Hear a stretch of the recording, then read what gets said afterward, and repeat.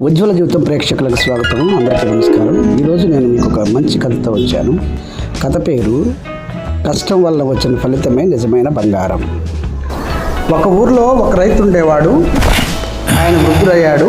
3 కొడుకులు ఉన్నా వాళ్ళందరూ సోమరపోతులే. తన మరణానంతరం వారు పొలం వెళ్ళి వ్యవసాయం చేయని రైతు బాధపడ్డాడు. ఒకరోజు రైతు తన కొడుకులను పిలిచి ఇలా అన్నాడు: నేను సంపాదించిన బంగారాన్ని ఒక కుండలో పొలంలో దాచాను, కానీ ఎక్కడ పెట్టానో మర్చిపోయాను. 3 కొడుకులు 4 రోజుల పాటు పొలమంతా త్రవ్వారు, కానీ బంగారం మాత్రం దొరకలేదు. ఎవరో దొంగిలించి ఉంటారు. పొలంలో పైరు వేయండి అబ్బాయిలు. వాళ్ళు విత్తనం వేశారు. మంచి వర్షం పడింది. ఆ సంవత్సరం వారి పొలంలో బంగారం లాంటి పంట పండింది. అప్పుడు రైతు అన్నాడు: నా బంగారం మీరు కష్టపడి సంపాదించిందే. ఇదే నిజమైన సంపద.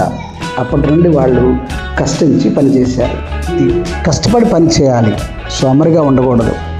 కష్టపడి పని చేస్తే సాధ్యం కానిదంటూ ఏదీ ఉండదు. Thank you for watching. ఇలాంటి మంచి వీడియోల కోసం ఇప్పుడే సబ్స్క్రైబ్ చేయండి. ఉజ్వల జీవితం. మరొక మంచి వీడియోతో మళ్ళీ కలుసుకుందాం. Thank you.